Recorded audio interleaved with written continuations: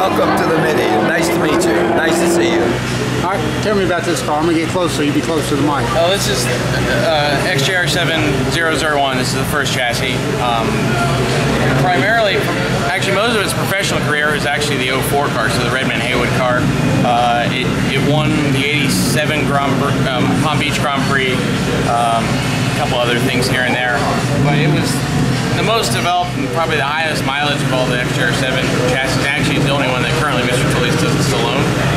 Mr. Rogers has had this car since the early 90s. And, we've raced it extensively. It was gone through this past year to go out to Monterey, be part of the historics, where it finished. We finished second to another Group 44 Jag, so it was the first Group 44 1-2 since '84 at Miami. That's what Mr. Tullius told us. So it's a lot of fun. It's a great car. It's a wonderful car to drive. By far my sentimental favorite. We had a little issue this weekend that we're gonna need to address back at the shop, but overall she's a sweetheart. She's going fast. Ready to go? Yeah, it's ready to go. It's a little hydraulic issue that we can't quite fix here, so we're gonna take care of that back at the shop. But kind of a bummer. We'll have some fun anyway. All right. So describe, if you would, the running gear and the engine and whatnot. This car has a 6-liter in it.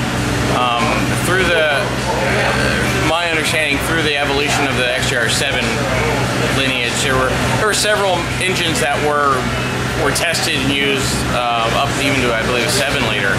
And my uncle did some test driving in that era with Group 44, so as he's told me, you know, that the 7-liters were really spectacular. This one's a 6. We run a little less, about almost 1,000 RPM less than it did in race trim and when it in period, just for durability's sake. Imagine the parts are a little harder when it comes to cranks and stuff like that to come by these days. Yeah. A little expensive. So, and it's got a big Hurley gearbox. It's stout. It really is kind of a London bus of a GTP car. It's heavy steering, but it's very mechanical feeling to drive, and it gives excellent feedback to the driver. It's a lot of fun, and it sounds great. I mean, I don't think anybody would argue, and always been a fan favorite. Probably the best looking GTP car ever too, I think. So how much fun is your job? It has some perks. Definitely has some perks. Yeah, I'm a pretty lucky guy. So, I've got the best car owner, best team in the world here, and we got the blessing from Mr. Tullius with this car too. So that was a pretty special moment for me. Like I said, I kind of grew up with Group 44 being somewhat close to my uncle's involvement a bit and some other things. And first go-kart helmet got painted Group 44 paint scheme and all that. So it's yeah, I pinch myself. It's pretty cool. That's great.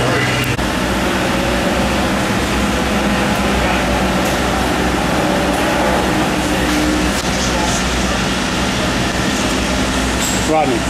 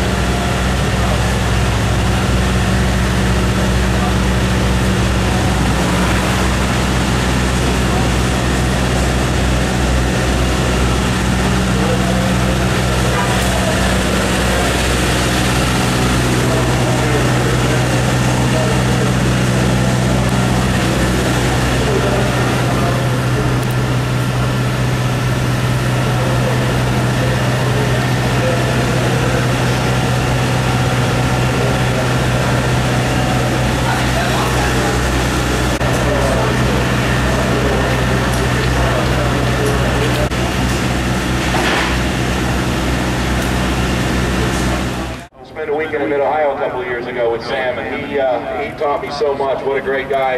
Glad to have him in the Triumph Racing fold. All right, well, you have a good weekend, and be safe out there. Tim, let me jump in here, and perhaps one of the smarter guys, or maybe just by luck, ends up under the bridge here in the shade Bill Dinger. Bill, tell us about your car. How many times did you come here to the Mitty? Well, I'd like to say that I was Bill, but I'm not. Okay, well, that's what it says on the car. I hear you. My name is Henry Fry. On behalf of the First Triumph, I'd like to thank for hosting this event and getting the Triumphs out here. I know that everybody's had a wonderful weekend so far, and I guess I also have to thank Bill Venter for putting these cars right here. 6 years pro. I think he's 4 wheels and a steering wheel, huh? I think you're ready to go. pretty much. I know that it was a race car 6 new. I know it's blue and it's a Triumph, so I'm ready to go racing. Good luck to you. Thank you very much. Thank you. All right.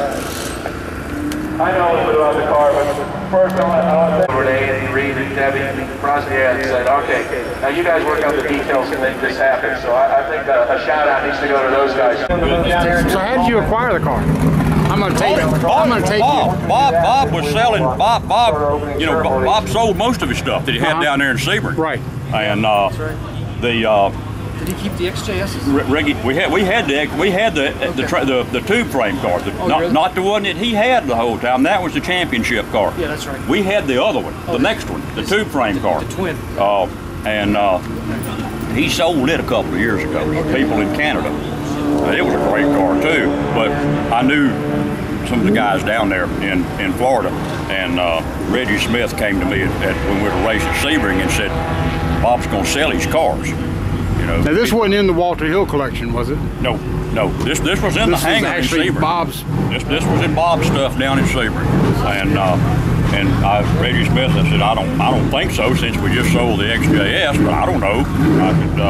So I called Howard and said, at least call Reggie back, because he was nice enough to come over to me and say, come, you know, if you want one, come get one. And Where was that? I didn't think anything about it, and then he called me in about 2 weeks or something like that, and he said, let's go look at it. I said, okay. And we went down and looked at it, and it was in the hangar down there, and it was shined up, spit shined on the outside. Underneath, it hadn't been touched since since it was built, 88. And it was rusty, and the roll bar was rusty in it, and there was cat hair. Cats been living in it, and jeez. So man, I don't know. You know, is this thing okay? And I said, it looks like a whole car. It looks like they did complete it as a race car, and not just a show car. It looked like it had race stuff on it to me. So. You know, several months went by, and I got the call, said, go get it. I said, I'll leave tomorrow. You know, before somebody takes something off of it, I'll go down and get it. I went down the next day and got it. Awesome. And then we had to go, you know, we just completely disassembled the car, built a fresh motor. I mean, the thing was put away with fuel, water, everything in it, and it was not touched. It sat down there. It sat down there with the fuel and the water in it. Old motor oil in it? Old motor oil, and pure water in it. Really? Since the whole time. And the motor was rotten, and like I said, it disassembled the thing, But it had the 7-liter motor in it. It had the 7-liter motor in it, and we built another motor. I mean, the motor was rotten. The mag block was rotten. So this isn't a mag block? This is not that block. Okay. This is not that block. The block had sat with water in it. So would you build it out of an XJS? That's a production block, which is what they used. It's a huge amount of machine work done to it, but it is a production block.